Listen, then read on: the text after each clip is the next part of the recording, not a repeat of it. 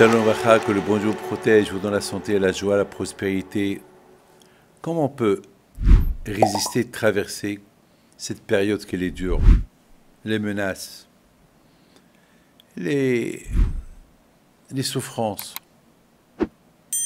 On sait très bien qu'avant que Mashiach va venir, on traverse des périodes dures. Mais comment supporter tout ce qu'on est en train de passer aujourd'hui? C'est dur. C'est très très dur. Vous savez, aujourd'hui, il y a beaucoup de gens qui m'appellent. Ils ont peur d'avoir les mezuzot en dehors de la maison. Est-ce qu'on les enlève? On ne les enlève pas. Il y a beaucoup de gens, on leur arrache les mezuzot. Et bien sûr, ma réponse elle est claire. Celui qui se sent menacé, qu'il enlève la mezouza et qu'il la met à l'intérieur de la maison.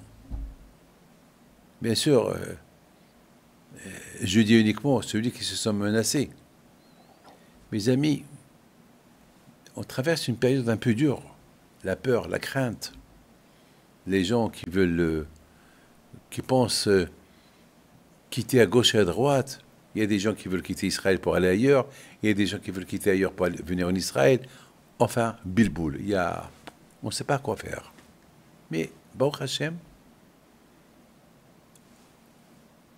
on sent, avec l'Id Hashem, des miracles. D'où cette force de résister à tout ce que nous sommes en train de traverser aujourd'hui. Mes amis, j'ai beaucoup réfléchi et j'ai beaucoup pensé, lorsque Hashem dit à Abraham Abinu de prendre son fils Yitzhak, de le sacrifier. Je n'ai pas beaucoup compris.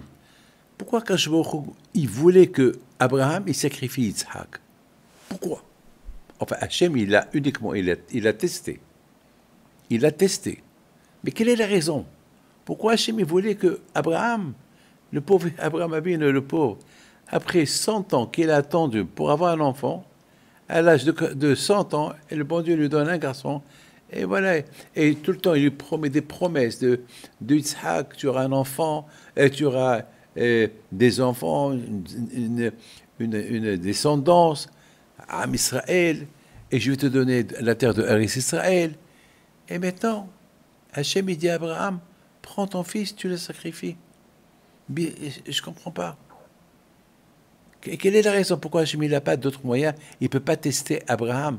Hachem il a des millions de manières comment tester Abraham s'il veut. Mais pourquoi il le teste avec son fils? Pourquoi? Et en plus, Abraham Abinu, il ne pose pas de questions. Il va à l'aveuglette.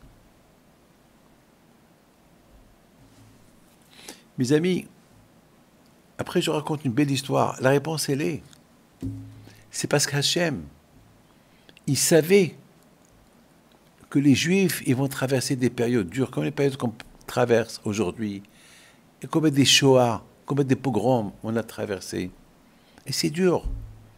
Lorsqu'on se sent menacé, parce qu'on est Juif. Alors, Akadosh Baruch Hu, il a voulu nous donner un courage. À travers qui? À travers Yitzhak Abinu. Hachem, il dit à Abraham, tu prends Yitzhak, tu le sacrifies.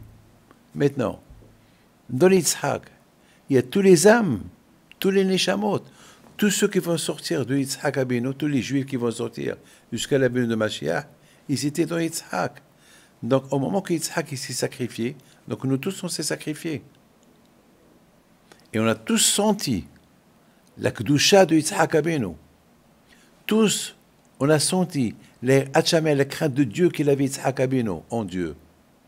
Donc tous on a tous senti comment Yitzhak il est parti avec force pour être du sacrifice. Nous, on était en lui. Donc nous, on a eu cette force-là. Et c'est cette force-là qu'on a eue. C'est pour ça qu'on rappelle tout le temps la Hakeda de Yitzhak. Pourquoi on rappelle tout le temps la Hakeda de Yitzhak? Pour se rappeler que déjà on a traversé une fois, lorsqu'on était dans le corps de Yitzhak Abinu, ce sacrifice-là. Et c'est ça qui nous donne le courage pour surmonter toutes les épreuves que nous avons aujourd'hui. Il y a un ami à moi, c'est un pilote de United Airlines. Et il a pris, le samedi soir, il y a 2-3 mois de ça, il a pris son avion de United Airlines pour aller de Tel Aviv, New York, et pendant le vol, lorsqu'il était à 8000 mètres d'altitude, j'ai oublié de vous dire que lui, il avait envie d'aller pèleriner le Or HaChaim HaKadosh. Mais il n'a pas, à cause de son vol, il ne pouvait pas y aller pèleriner le Or HaChaim HaKadosh. Donc, il était en plein vol, à peine une demi-heure après qu'il a quitté Tel Aviv. Et voilà la fenêtre de l'avion, du coup. Elle s'est cassée. J'ai la photo là. Elle s'est cassée. Donc, il était obligé de faire demi-tour et il a fait un atterrissage d'urgence. Et bien sûr, dans sa tête, c'était quoi? Aller pèleriner le Or HaChaim HaKadosh. Avec presque ce miracle qu'il a eu, la première chose qu'il a fait, lorsqu'il a atterri, bien sûr, l'avion, on devait réparer, ils ont annulé le vol, et il a eu le temps d'aller pèleriner le Or HaChaim HaKadosh et dire merci à Hachem. Mais vous savez pourquoi je raconte cette histoire? Pour vous dire, pendant qu'il voit, vous savez, c'est dangereux. Vous savez, c'est... Regardez, je ne sais pas si vous voyez bien l'avion de United.